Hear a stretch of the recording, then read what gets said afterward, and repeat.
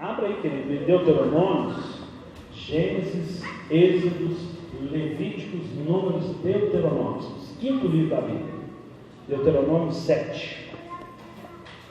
Amém? Quem quiser sentar, fica sentado. Quem quiser ficar em pé, fica na sua liberdade. Deuteronômio 7, do 6 ao 9. Amém? Pois tu és um povo santo ao Senhor teu Deus. O Senhor teu Deus te escolheu para que lhe fosses o seu povo próprio de todos os povos que há sobre a terra. O Senhor não se afeiçoou de vós e vos escolheu por serdes mais numerosos do que todos os outros povos, pois éreis menos em número do que todos os povos, mas porque o Senhor vos ama, e para guardar o juramento que fizera a vossos pais, o Senhor vos tirou com mão forte e vos resgatou da casa da servidão, da mão de Faraó, rei do Egito. Saberás, portanto, que o Senhor teu Deus é Deus, o Deus fiel, que guarda a aliança e a misericórdia até 1000 gerações, ao que amam e guardam os seus mandamentos. Vou repetir o 9.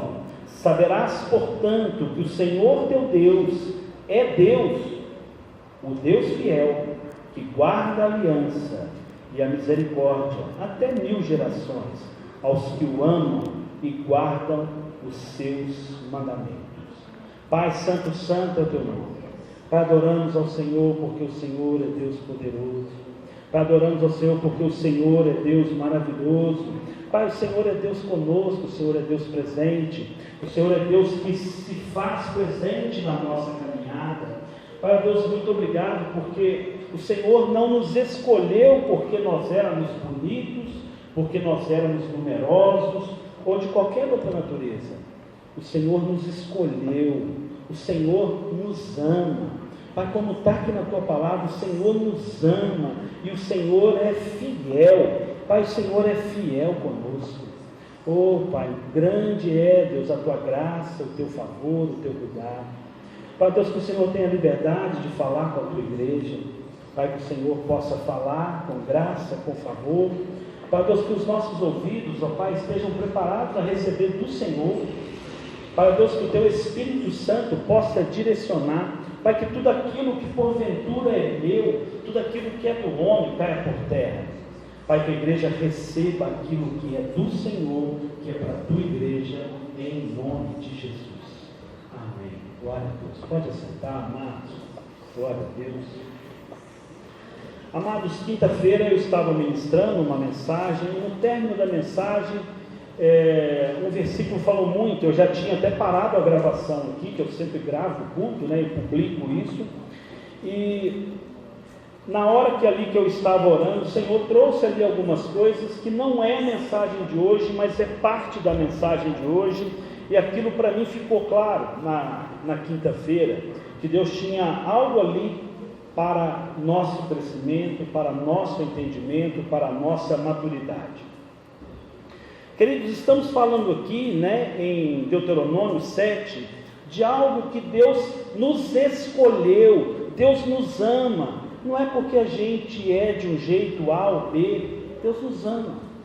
Deus tem uma aliança conosco, Deus fez uma aliança com cada um de nós, né, pelos nossos antepassados, e cumpre conosco essa aliança. E Ele zela por essa aliança. Veja que, gente, é tão gostoso, a gente às vezes está tão atribulado no nosso dia, que a gente não se apega à mensagem aqui, ó. Mas porque o Senhor vos ama. Não é porque somos numerosos, porque somos bonitos, porque somos fortes. Não, o Senhor definiu, Ele escolheu nos amar. Há uma escolha, há uma definição do Senhor em nos amar.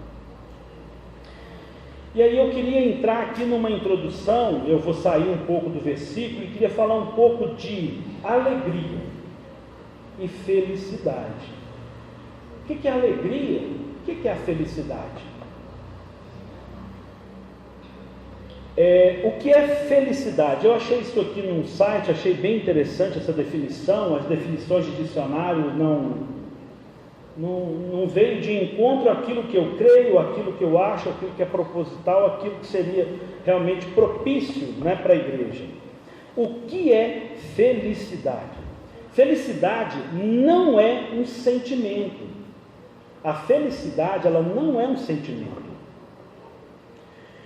A felicidade é uma atitude consciente, é uma decisão consciente de vida, é a postura de quem reconhece com realismo, serenidade e maturidade que está em processo contínuo de realizar-se, de crescer no próprio ser, de melhorar, de ser edificado, inclusive em meio a todas as condições, provações, dificuldades e desafios.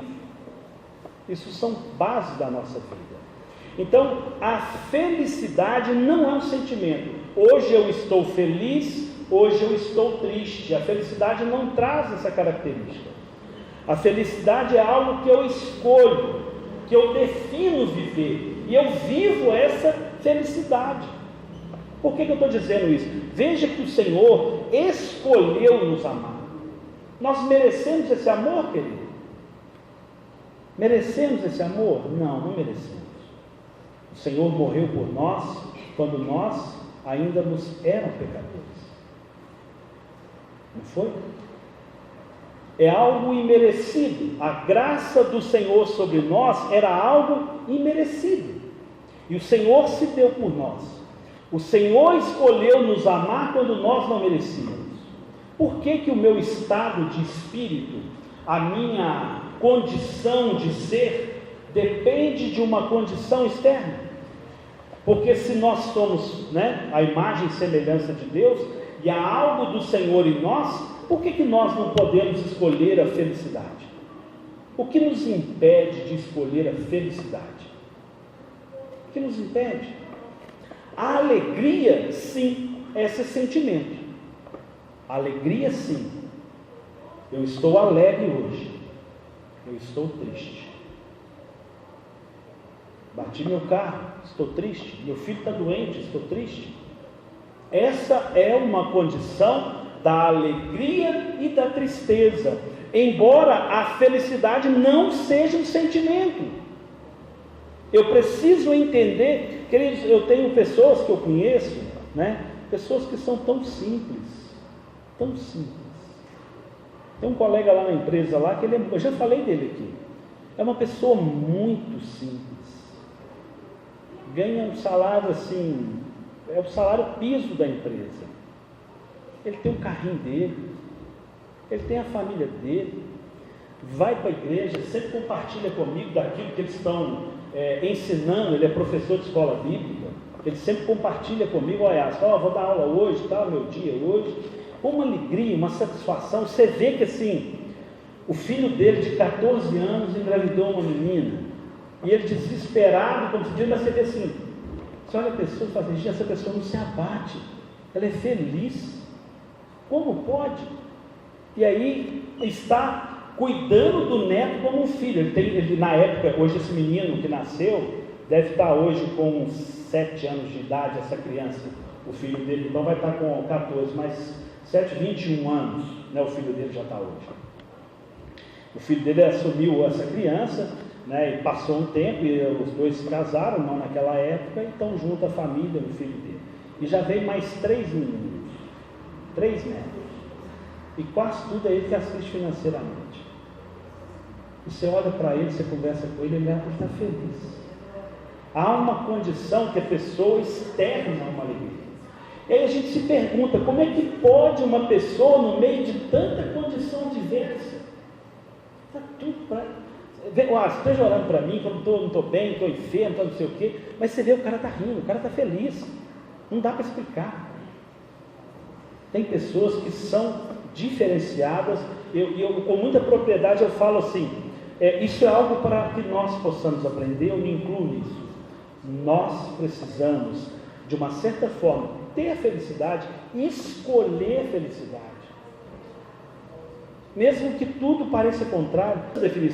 Essa definição ela fala de uma coisa consciente, de uma decisão consciente. Vou ler de novo. A felicidade não é um sentimento, a felicidade é uma atitude consciente, é uma decisão consciente de vida e a postura de quem reconhece com realismo. Realismo, ou seja, eu olho para... as coisas não estão bem, mas eu não escondo, eu não estou fingindo que eu não estou vendo o problema, não. Há um realismo, serenidade.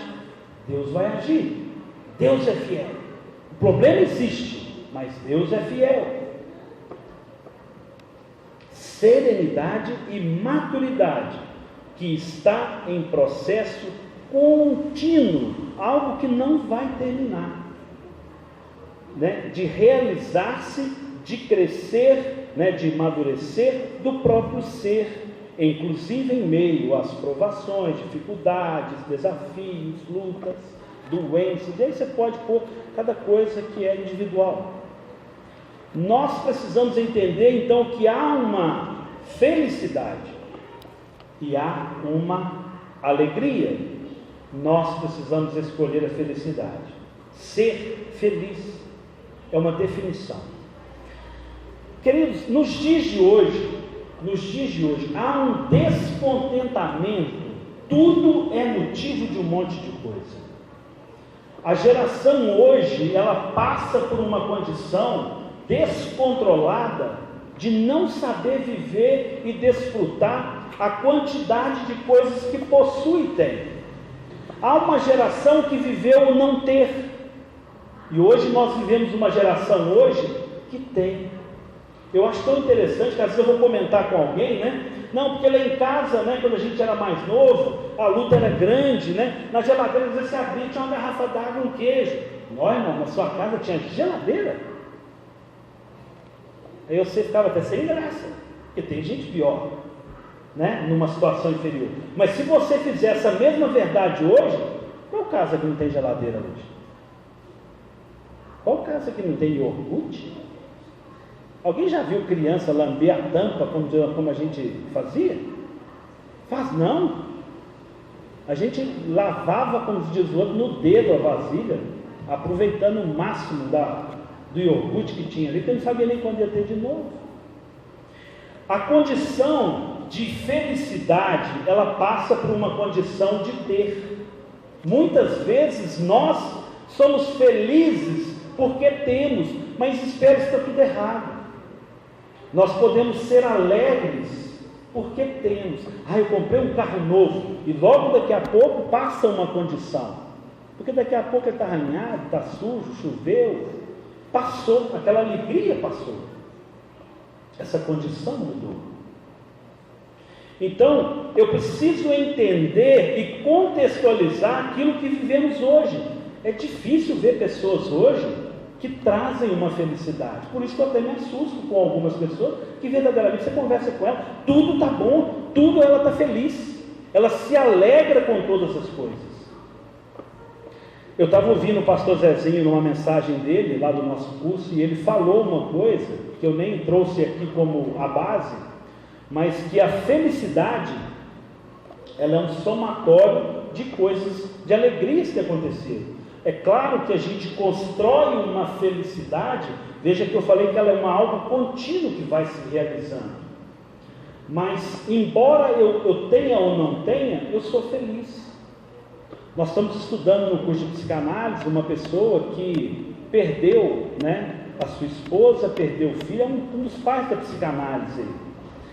E ele perdeu a esposa, perdeu filhos, e ele foi tratado como prisioneiro de guerra na Segunda Guerra Mundial, por ele ser uma pessoa da área da medicina, para trabalhar, para poder cuidar dos soldados feridos. Você imagina, o exército que matou seu filho, que matou sua esposa, você ser colocado ali para cuidar das pessoas, dos soldados, que estavam contra o seu povo, e ele sendo obrigado, um escravo, a praticar o bem. E ele escreve sobre isso, tem muitos livros desse autor, me foge o nome dele aqui agora, acho que é Flank, alguma coisa. E ele pega e fala, ele trouxe uma série de aprendizado do que é uma condição de realmente de nós sermos. Ele tinha todo o motivo do mundo para ser uma pessoa que tivesse se consumido em tristeza. E ele teve que achar uma graça na vida, uma condição diferente de vida, para que ele pudesse continuar a viver os dias dele. Então, a nossa vida não é nem de perto isso. Vamos trazer aqui para a nossa condição. Há uma condição nos nossos dias de hoje. Não quero falar do Vitor, tem coisa, exemplo prático que a gente vem, mas assim, a gente vê as gerações de hoje, coisa que assim, eu ficaria assim, vou falar, Vitor, você me perdoa, depois eu te peço. Eu vou te dar um tênis novo, já te falei, tá? Hoje eu vim com um tênis para a igreja que tem 1 ano que está guardado. 1 ano que está guardado. E os meninos ficam brincando nos ônibus chamando Pastor Robson, porque é aquelas chuteiras só site, eu não uso, mas o pé dele é 42, o meu é 42, parecendo igual pé de sapato, igual sapato de palhaço em mim. Não gostou. Meu filho, dá aqui que o papai usa, filho, vou economizar para mim, não vou comprar para mim. Não jogo futebol, mas vou usar, né? E aí, como se diz, eu fiquei assim, meu Deus, quando eu lembro de sacolada de roupa que a gente chegava, ganhava, bermuda do Wilson de Amarelena, eu disputava elas, porque eu era sempre fui gordo, né? E era o que me servia geralmente, né? E ali, como se diz, eu falo assim, meu Deus, meu filho tem do bom e do melhor, e não sabe ver com os melhores olhos, mas não é culpa dele não, é a geração, viu filho? Não é sua culpa, é uma realidade de muitos, que não sabe viver uma felicidade plena, não sabe.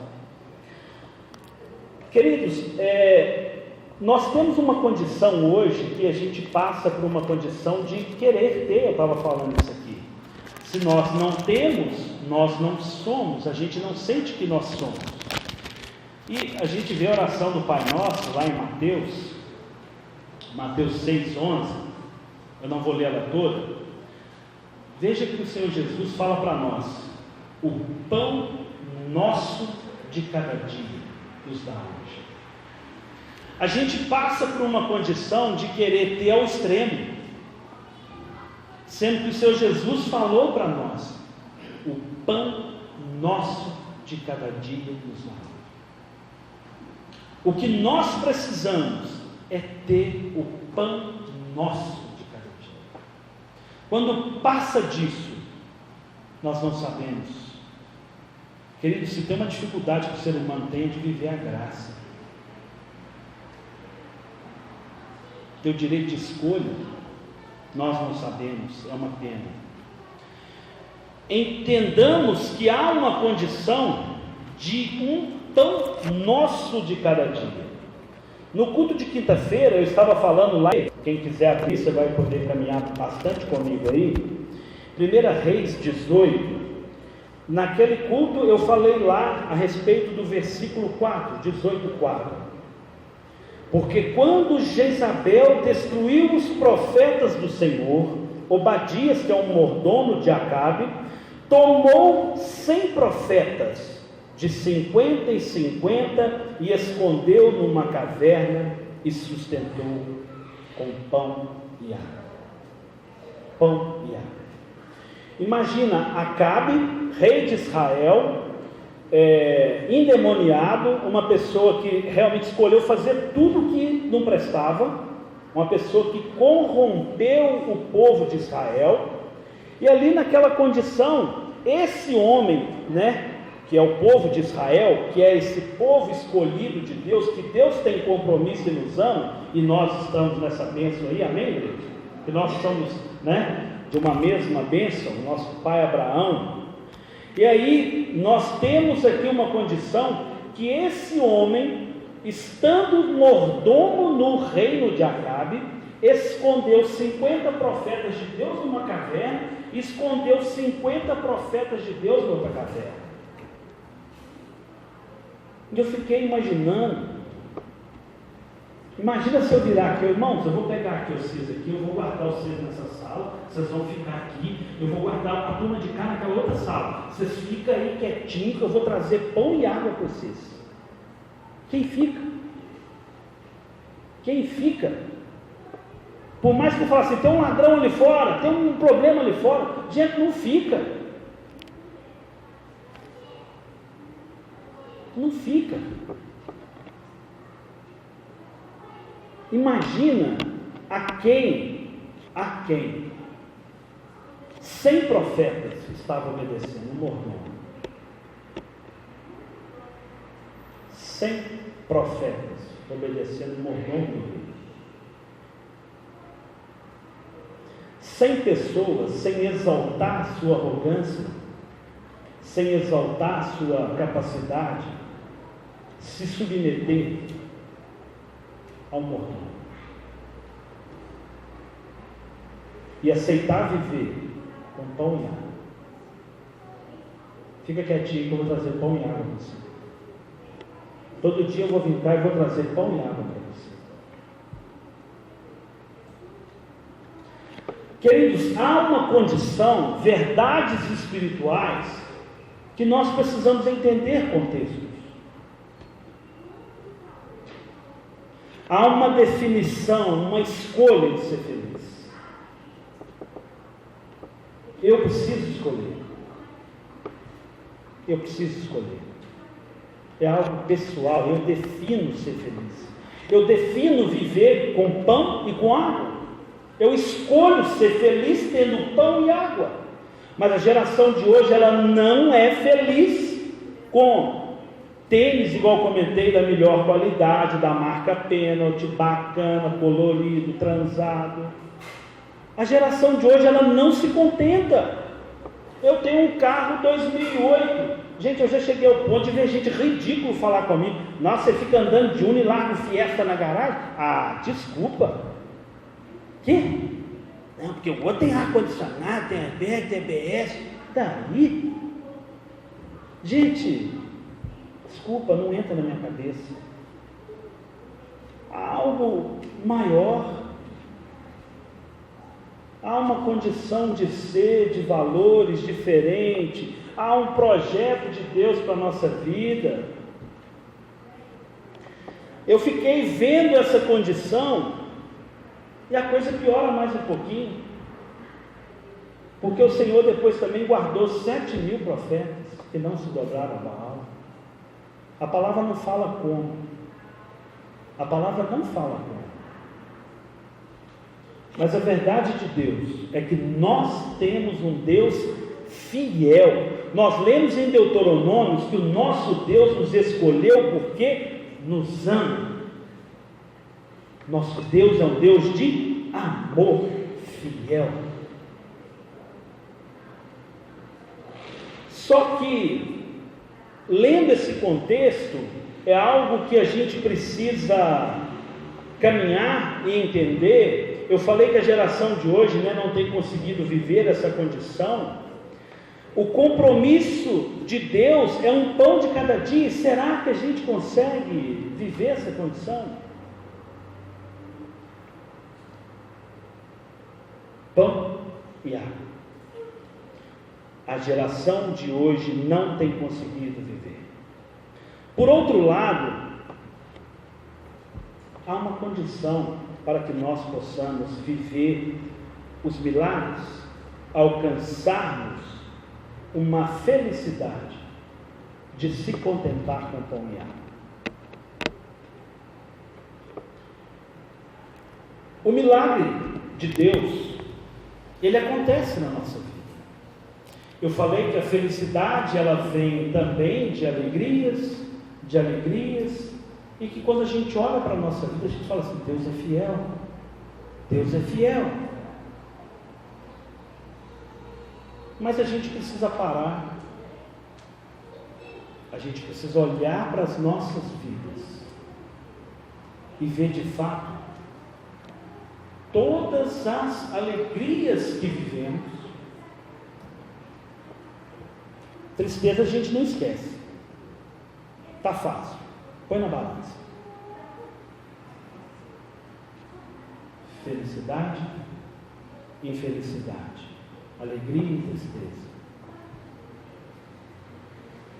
A gente precisa fazer uma leitura da nossa vida. Nós precisamos fazer essa leitura. O primeiro milagre vem quando nós nos entregamos plenamente. Havia um contexto para que a gente tenha uma condição de entender. Eu falei aqui que Obadias, que era o mordomo de Acabe, escolheu cuidar, ele se esmerou, correu risco de morte, tratando de homens de Deus. Veja que, se você ler aí a história, quem lembra aí é bem de Bíblia, Jezabel havia matado vários profetas, vários.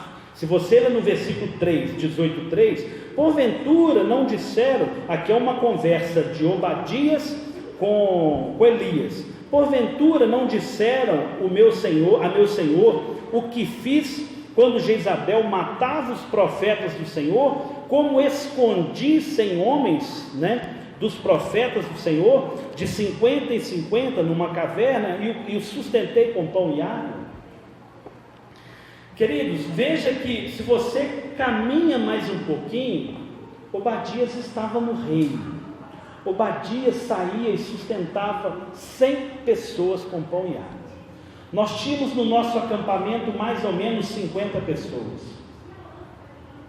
Eu fui no meu carro buscar pãozinho com cachorro quente. Foi uma caixa desse tamanho de pão. As irmãs lembram ainda. Para 50 pessoas. Imagina sustentar só com pão. Nós fizemos um cachorro quente. Não podia ser um dia só pão e água. Se você vai aí, versículo 5, 18:5, disse Acabe a Obadias: vai pela terra a todas as fontes de água, a todos os vales, pode ser que achemos erva para que em vida conservamos os cavalos, as mulas, de modo que não percamos todos os animais. O contexto aqui, não chovia há muito tempo, não havia água em abundância, faltava água. Obadias estava tirando água, provavelmente, isso não está na Bíblia, provavelmente ele tinha acesso ao reino. Acabe era o rei de Israel, e ele pegava a água e levava para 100 profetas de Deus. Irmão, vocês conseguem imaginar o que é levar água para 100 pessoas? Os meninos estavam brincando de bola, de vôlei lá no acampamento, viravam e mexeu, viu o papai descer com a garrafa d'água gelada e largar lá de 3 litros. Num dia, quantas viagens o papai não deu? 20 meninos. Levar água em cântaro de barro, não era vasilha de plástico levinha não, gente. Olha a condição. Para e pensa o preço que essa pessoa pagou para cuidar desses profetas. Risco de morte. E aí você vê que havia uma condição de uma falta d'água, uma profunda escassez. Não tinha uma condição de muitas águas para que pudessem trazer ali uma condição de que todos tivessem acesso ali àquele recurso. Então nós precisamos de uma entrega. Para que eu possa ver o milagre acontecer, Obadias se entregou por completo, arriscou por completo, se deu por completo, estando ele saindo ainda com o rei confiando nele. Vai para lá, vê se acha água, porque nós já não temos mais água. E bem, ele assim, ainda continuou cuidando do seu povo, sabendo que a água estava em falta. Veja aí do 34, 35... 18, 34, então disse: enchei de água 4 cantos. Deixa eu fazer uma introdução primeiro, senão fica difícil de alguns entenderem. Havia aqui nesse contexto de Elias uma condição de um desafio entre Elias e o profeta de Baal. Havia, a idolatria tentando imperar sobre o povo de Deus, ou na realidade imperando sobre o povo de Deus.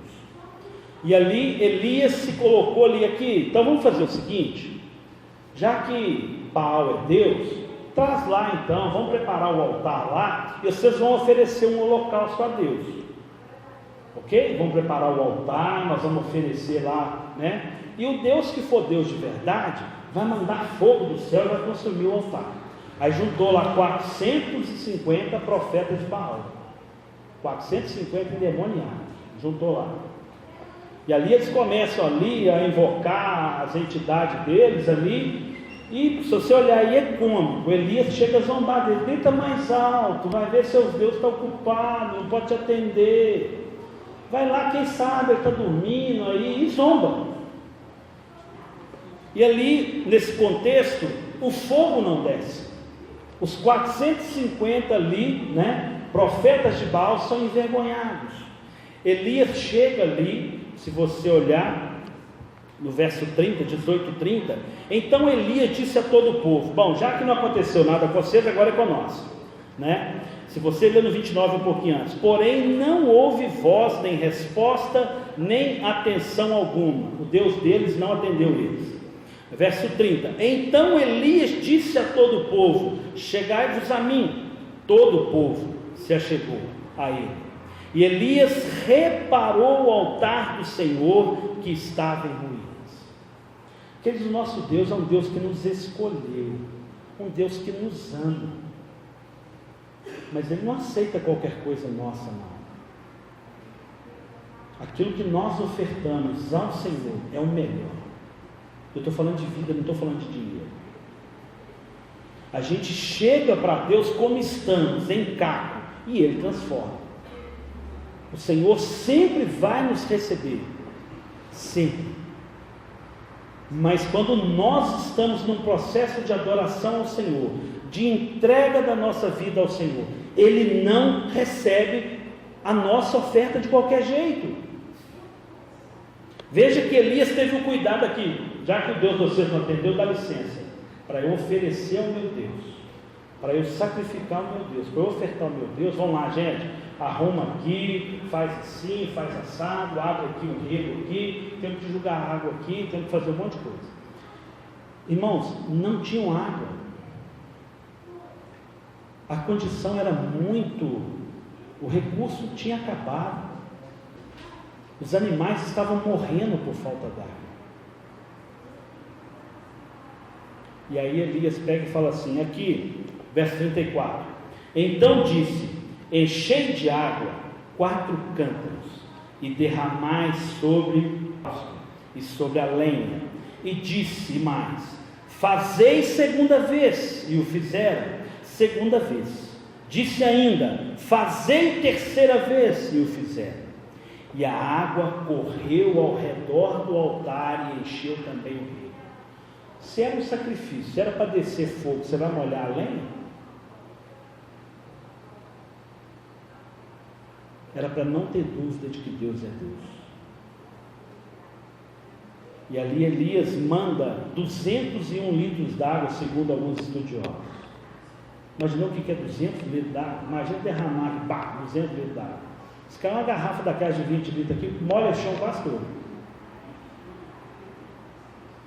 200 litros d'água, tudo derramado no altar. Deus precisava de beber aquela água? Muitas vezes nós vamos no altar assim: mas Deus não precisa do meu dinheiro, Deus não precisa do meu dinheiro.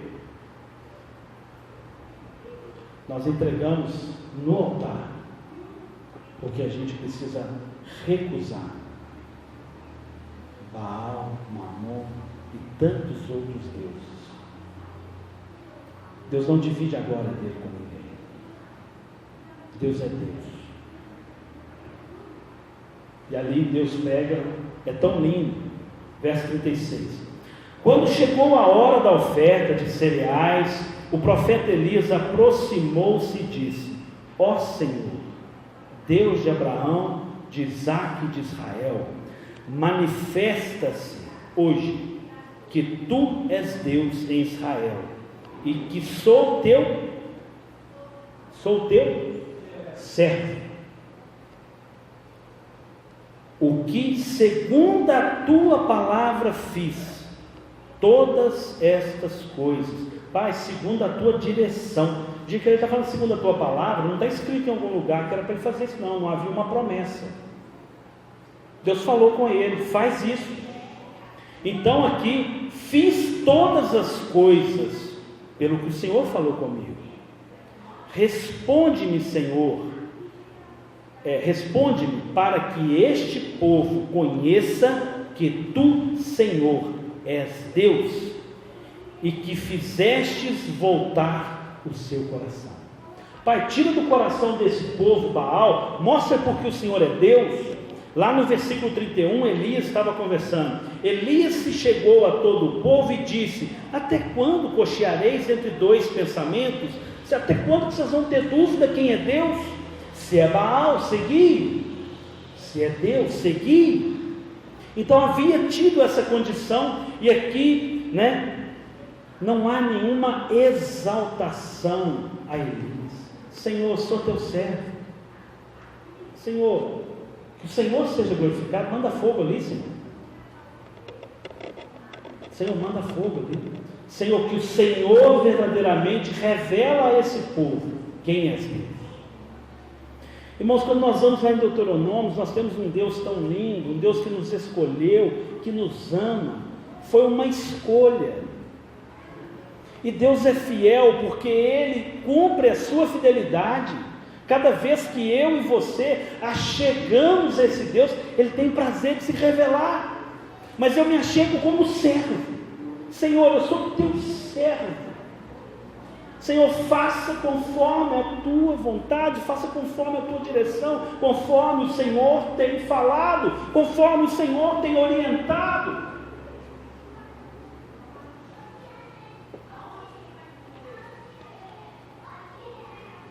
Então caiu fogo do Senhor, e consumiu o holocausto, a lenha, as pedras, até a pedra pegou fogo, e o pó, e ainda lambeu a água que estava no rego, o que vendo todo o povo, caíram de rosto em terra, e disseram: o Senhor é Deus, o Senhor é Deus, aleluia. O nosso Deus é Deus. Ele se revelou ao seu povo, Ele se revela ao seu povo.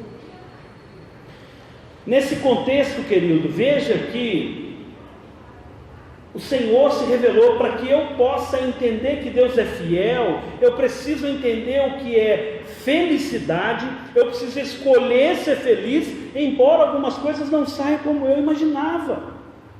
Eu escolho ser feliz, eu escolho ser feliz, eu escolho estar diante do Senhor, viver nele. O milagre vem também quando tem obediência. 1 Reis 18, 41 e 42, essa aqui é para os jovens. Se eu falar assim: Bleno, busca água para mim, pode ficar quieto aí, brincadeira. Bleno, busca água para mim. Aí ele vai lá e busca água e traz para mim. Aí eu estou pedindo: Bleno, busca um copo d'água para mim. Ele vai lá e busca um copo d'água para mim.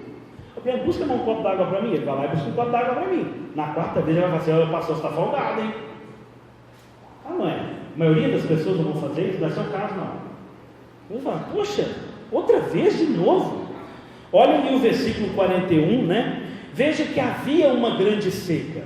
Deus havia consumido ali. Eu não vou afirmar que aquela água era todo o recurso, que aquele povo ia morrer de sede. Mas quando nós nos entregamos por completo, quando nós pegamos o nosso melhor e entregamos diante do Senhor, o milagre acontece. Quando aquele povo pegou toda a água e botou no altar, o fogo caiu. O fogo caiu. E ali agora nós temos uma condição de obediência. Versículo 41. E disse Elias a Acabe: sobe, come e bebe, pois há ruído de abundante chuva. Ô povo de Deus, vai vir chuva. Vocês viram que Deus mandou fogo, agora vai vir chuva, porque Deus é Deus de promessa, Deus de amor, Deus fiel. ninguém vai morrer por falta d'água, todo mundo vai poder receber o favor do Senhor, a bênção do Senhor, receba dele. Aí vem, subiu Acabe a comer e beber, mas Elias subiu ao cume, subiu no morro, tá, Breno? Subiu no morro, Elias subiu lá no alto do morro e ficou lá no alto do morro. Ô seu moço, você aí, vai lá na frente lá e vê se tem água lá, se vai chover. Mais ou menos é isso aí. Subiu Acabe a comer, mas Elias subiu ao cume do Carmelo, e inclinando-se por terra, meteu o rosto entre os joelhos. Disse ao seu moço: sobe e olha para a banda do mar. E ele subiu, olhou e disse: não há nada. Então disse Elias: volta lá 7 vezes. Vai lá e vê. Fui lá. Tem não.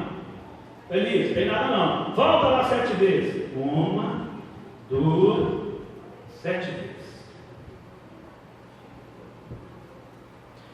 Aí nós vemos a palavra.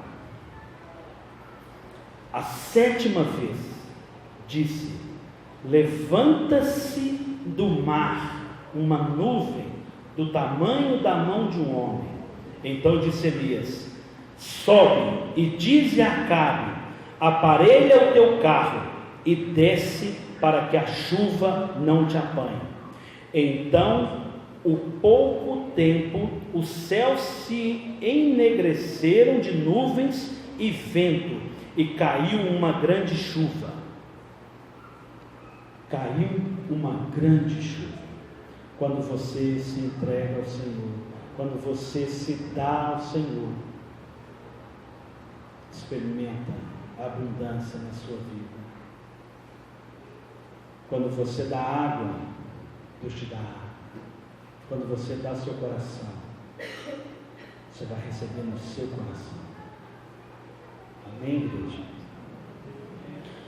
Queridos, quando a ação de Deus vem sobre o homem, Elias não fez nenhuma operação de milagre. A gente sempre conta a historinha, porque aí Elias orou e o fogo desceu. Parece que havia um poder em Elias.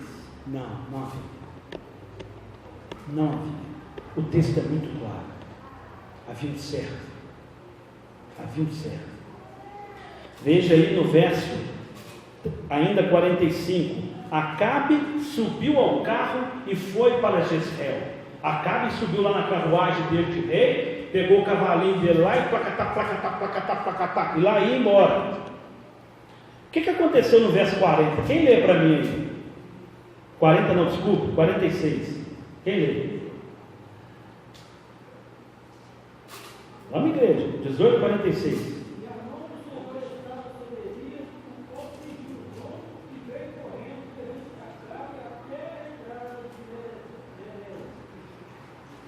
Queridos, o poder do Senhor veio sobre Elias. Ali agora desceu o poder sobre Elias. Agora sim Elias recebeu ali uma condição e saiu correndo, apanhou o carro, chegou lá em Acabe, rapidão. Coisa maluca, Deus doido. Mas é isso que o texto está dizendo. Veio o poder do Senhor sobre Elias. Por que não veio o poder em Elias para poder consumir o holocausto? Porque Deus não divide a glória dele com ninguém. Deus não divide a glória dele. A glória de Deus é a glória de Deus. O que cabe Deus fazer, Deus faz. Não precisa de ninguém cobrar a Deus, lembrar a Deus. Deus não se esquece. Nós precisamos trazer à nossa memória aquilo que nos dá esperança, aquilo que é alegria, e escolher uma felicidade. Há um poder agora na vida de Elias. Elias foi revestido e correu ali até Acabe, até a entrada de Jezreel. Capítulo 19, mudou aí agora. Capítulo 19, o cara que acabou de ser cheio de Deus, acabou de receber ali uma unção especial para correr. Ora, Acabe fez saber a Jezabel, o marido veio contar para a esposa: ó, meu bem, nós estávamos lá, sabe? E aí Elias lá, orou lá, o Deus dele mandou fogo lá, e os seus deuses lá, Baal lá, não fez nada, foi me envergonhado. Ora, Acabe fez saber a Jezabel tudo o que Elias havia feito, e como matar a espada todos os profetas. Então Jezabel mandou um mensageiro a Elias a dizer-lhe: assim me façam os deuses e outros todos tantos, se até amanhã a esta hora eu não fizer a tua vida como a de um deles. Versículo 3. O homem que acabou de ser cheio de Deus teve medo, borrou nas calças. Elias teve medo e correu para salvar a sua vida. Quando chegou a Berseba, que pertence a Judá, deixou ali o seu moço. Ele mesmo, porém, foi ao deserto, caminho de um dia, chegou, assentou debaixo de um zimbro e pediu para si a morte, dizendo: já basta, ó Senhor, toma agora a minha vida, pois não sou melhor do que meus pais. E dizendo-se, dormiu debaixo do zimbro. De súbito, um anjo do Senhor tocou e lhe disse: levanta-te e come.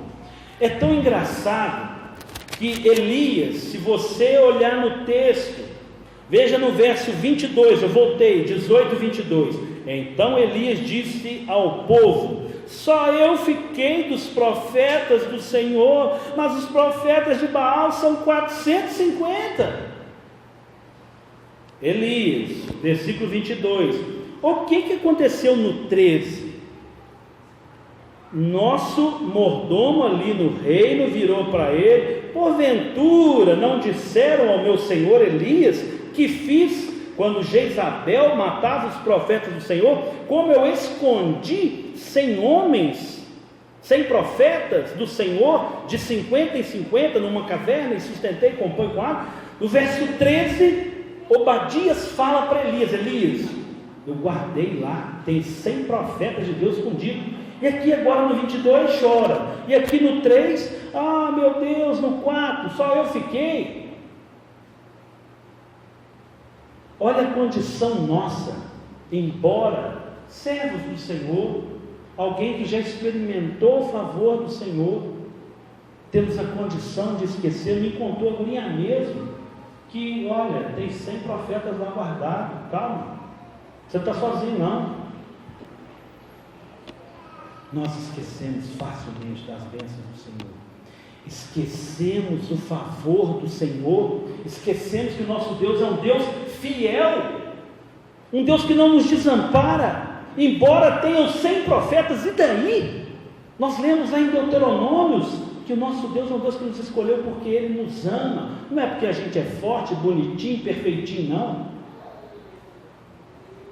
Há uma condição de um Deus fiel, e há uma geração que não entende o que é trazer em si uma felicidade, viver no Senhor, viver para o Senhor.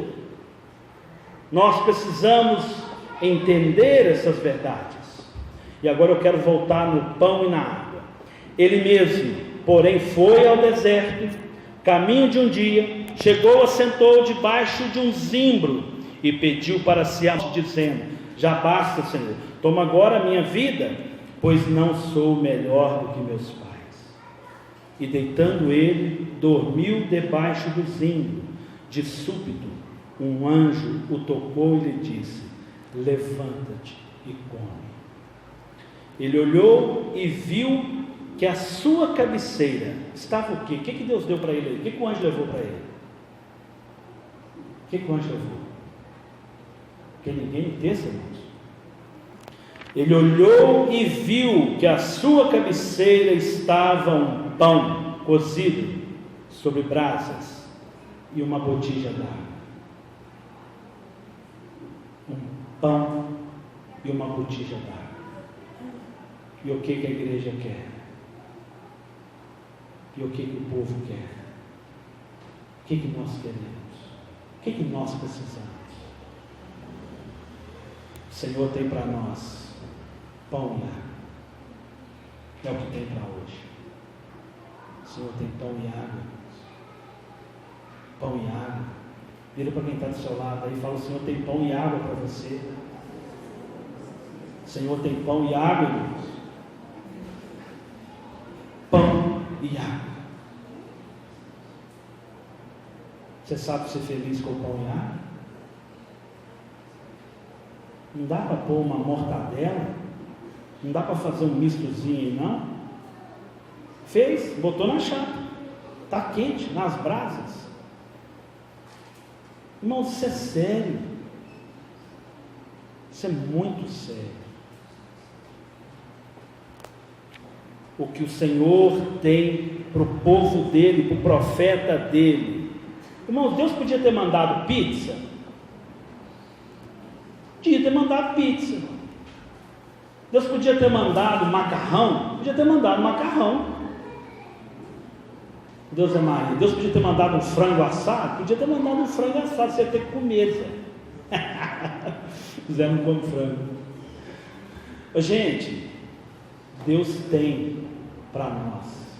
Ele não perguntou se você come pão não, gente, se você come carboidrato, se você está fazendo regime. Isso é problema seu. Isso é problema seu. Isso é problema meu. Isso é problema nosso. Nós precisamos entender que o que tem para hoje é pão. Mas pão é suficiente? Mas pão vai me dar sustância? É possível a igreja viver com pão e água? Mas não é possível. Como é que o povo de Deus vai viver com pão e com água? Verso 7. E o anjo do Senhor voltou segunda vez, tocou e lhe disse: levanta-te e come, pois muito longe te será o caminho. Levantou-se, comeu e bebeu, e com força daquela comida, qual comida? Pão e água, caminhou, está na Bíblia aí, não estou inventando não, 40 dias, 40 noites, até Horebe, o monte de Deus, e caminhou, e foi. Queridos, como que o profeta de Deus conseguiu caminhar 40 dias e 40 noites com um pãozinho? O anjo não voltou de novo para suprir de novo, não. Olha a condição da palavra. Queridos, aqui tem uma verdade que nós precisamos entender para nossos dias.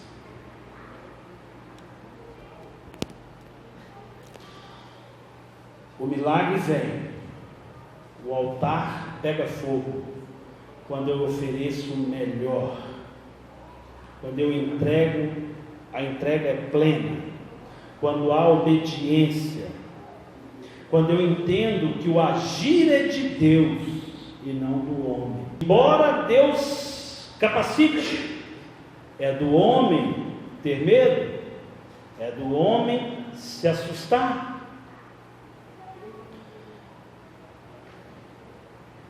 (19, 4, 8, né? É tão claro para nós. O verso 40 aí, vamos tratados com pão e água. Aí lá em Mateus, o Senhor Jesus nos ora: Pai, o pão nosso de cada dia. Pai, o pão nosso de cada dia.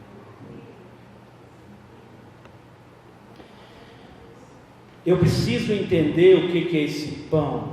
Eu preciso entender o que é essa água. Se eu quiser caminhar 40 dias, 40 noites, ou se eu quiser continuar a minha jornada firme com o Senhor.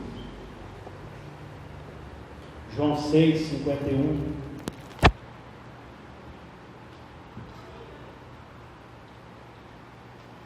eu sou o pão vivo que desceu do céu. Se alguém comer deste pão, viverá para sempre. Este pão é a minha carne, que eu darei pela vida do mundo. Jesus é o pão vivo que desceu do céu. Jesus é o pão vivo que desceu do céu. Será que nós estamos nos alegrando com esse pão diariamente? Será que a nossa vida passa por essa condição de estar satisfeito, dando graças a Deus por esse pão? A que nível nós recebemos esse pão do Senhor? Qual a alegria do nosso coração em receber esse pão diário?